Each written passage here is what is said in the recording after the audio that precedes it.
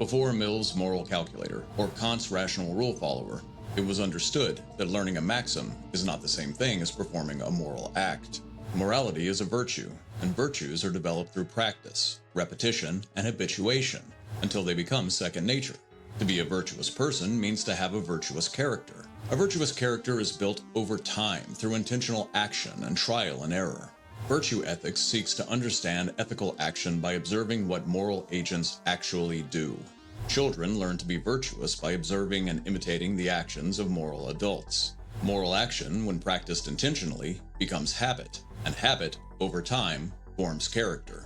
The child raised by virtuous parents grows into the adult, who surrounds themselves with virtuous friends, and eventually becomes the lived example of virtue in action for the next generation. This is virtue by degrees. Each moral action makes the next one easier, until acting morally becomes automatic. Ethics isn't a mathematical formula that you learn. It's something that you do, and it flows from the kind of person that you are. Virtue ethics originates in Aristotle. For Aristotle, the universe was infused with meaning and purpose. All things, from stones to humans, strive towards the fulfillment of their natural purpose. The purpose of a knife is to cut. A knife that doesn't cut is not a good knife. Similarly, the purpose of the acorn is the tree. You don't teach the acorn how to be a tree by reading it Kant. The tree is already contained within the acorn. The pure possibility embedded in the acorn's actual nature. The culmination, fulfillment, and ultimate purpose of the acorn itself. This view of nature as purpose-driven is a metaphysical position known as teleology. Like knives and acorns, humans strive towards their natural purpose. Aristotle uses the term Eudaimonia to describe the ultimate purpose of human life. Eudaimonia is often translated as human flourishing. A life flourishes when it's filled with possibilities and genuine choices, when its horizons expand to encompass more ways of being and acting, when it's free to transcend itself and become more than it was previously. Every other end in human life ultimately serves this purpose, to achieve what is sometimes called the good life.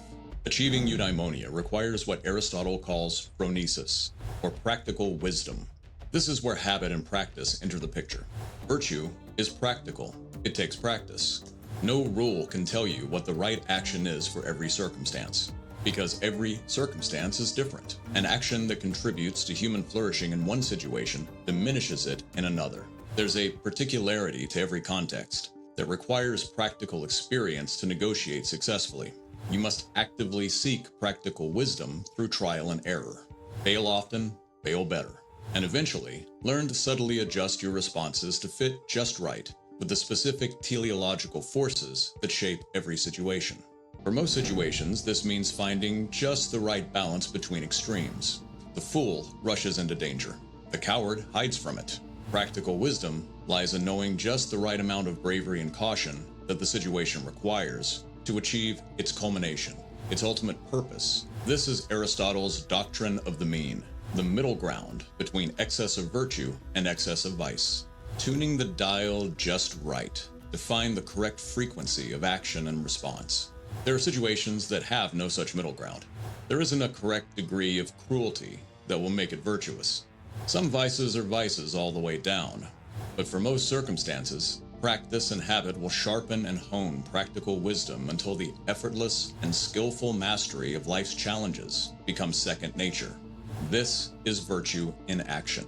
But is it actually helpful to define virtue as what a virtuous person would do? Doesn't this seem a bit circular? Julia Driver attempts to make practical wisdom concrete by tying it to the consequences of actions. Aristotle is correct that practicing virtuous actions produces a virtuous character, but a virtuous character in action is one that reliably produces good consequences. Human flourishing is not some mysterious destiny pulling us towards it.